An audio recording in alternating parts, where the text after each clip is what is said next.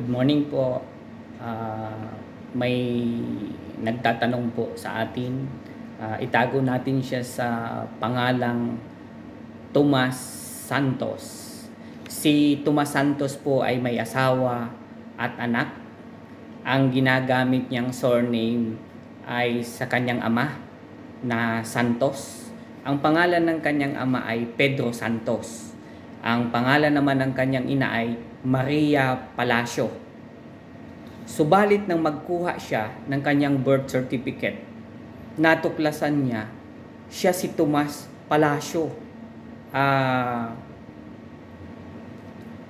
Hindi nakasal ang kanyang mga magulang. So, iyon ang kanyang problema.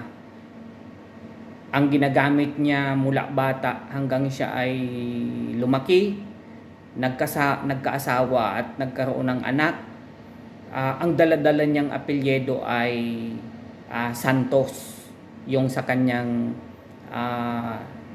namayapang ama o namatay na yung kanyang father. Ang buhay na lang yung kanyang ina, si Ginang Maria Palacio. Ngayon, ang problema niya, nakapalasyo ang kanyang apelyido. Gayong Santos na ang buong akala niya na apelyido niya ng kanyang asawa at ng kanyang mga anak. Paano na ito ngayon sa ganitong case? So sa ilalim ng ng batas natin, kapag hindi kasal ang mga magulang, ay ang dapat na gamitin ng apelyido ng batang isinilang ay sa ina. At tama yung pagkakarehistro na si Tomas Santos, dapat ang kanyang apelyido ay Palacio. Isinilang si Tomas Santos ay August 28, 1990. So may mga anak na siya. Itong panahon na ito, ang existing law na natin ay yung Family Code of the Philippines. Yung mga isinilang na bata mula August 3 hanggang March 18, 2004, nakasaad sa batas natin na if the child was born illegitimate, he or she shall use the surname of the mother. Maano itong batas pong ito? Ipinasunod ito nung panahong mula August 3, 1988 hanggang March 18, 2004. So nagkaroon lang tayo ng bagong batas na pwede nang gamitin ang apelyido ng ama kung hindi kasal ang kanyang ina't ama, ay nag-take effect lang mula March 19, 2004 onwards. So doon, pinayagan na magamit ang apelyido ng ama once na nag-execute yung ama ng bata ng affidavit of admission of paternity. O ibig sabihin, ina-acknowledge niya o kinikilala niya yung kanyang anak na sa kanya yun na anak by executing that affidavit. At nare-rehistro po yan, yung birth certificate ng bata na gamit ang apelyido ng ama. Pero sa case ni Tomas Palacio, na Santos ang kanyang ginagamit hanggang siya ay mag-asawa at magkaroon ng mga anak, ay walang na-execute na affidavit of admission of paternity yung kanyang ama. So, ibig sabihin, hindi niya pwedeng gamitin yung apelyidong Santos. So, kung gusto niyang magamit ang apelyidong Santos, kailangan niyang mag-file ng petition na maitama mula sa apelyidong Palacio maging Tomas Santos siya.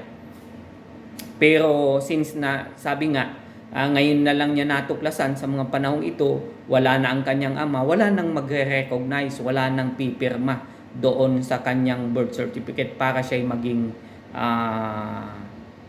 Santos. So tutungo siya sa court, magpapile siya ng petition na Magisyang Thomas Santos. So subject na ito sa desisyon ng korte kung maigagrant po ito o hindi. So magpe-present siya niya ng mga evidence sa court para siya ipayagan na magamit ang apelyedong Santos. So grabe ang pagdadaanan po nito. Yun po ang isang malaking problema.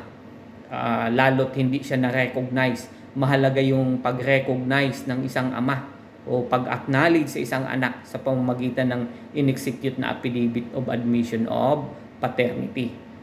Ngayon, kung walang maiprovide at walang napirmahan ng ama during his lifetime, kung may naiwan na sulat o anumang dokumento na makikita yung evidence na kinikilala siya bilang isang anak ni Ginoong Pedro Santos, pwede yung gamitin.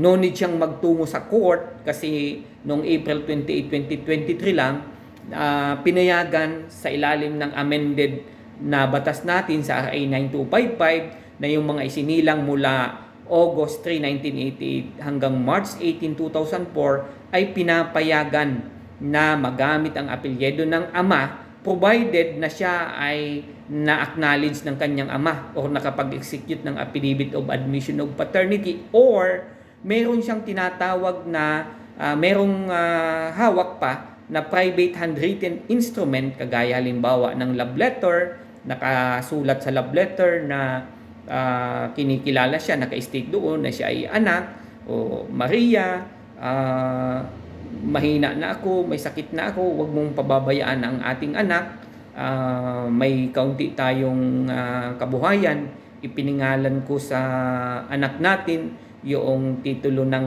lote natin dyan sa Barangay Alawihaw sa bayan ng Daet bilang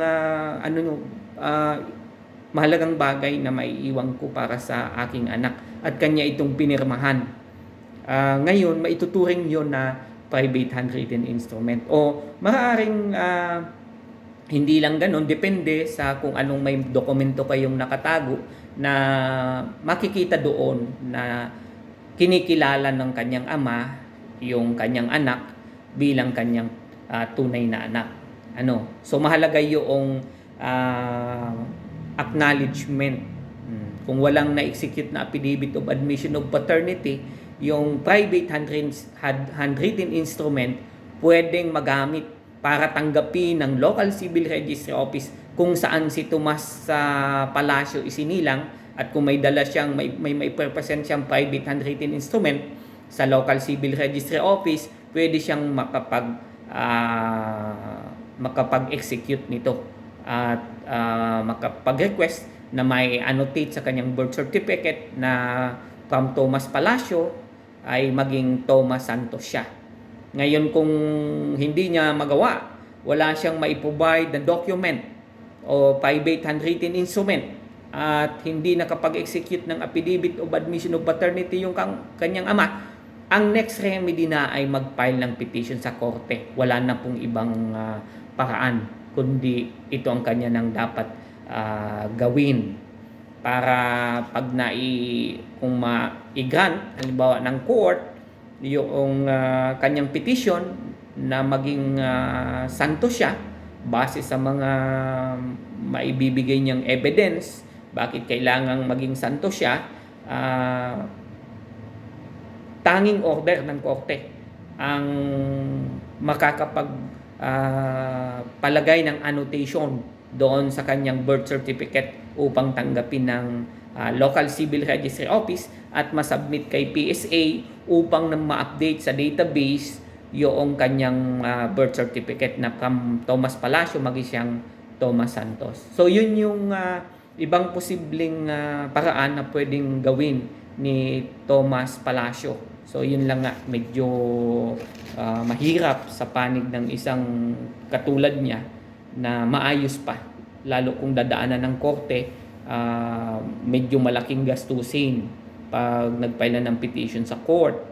Kaya kung ang income naman ay medyo mababa, lumapit sa public attorney's office Kahit ka pa may kaunting kabuhayan, kung based sa assessment ng Public Attorney's Office na qualify ka po, may ano sila naman yan eh.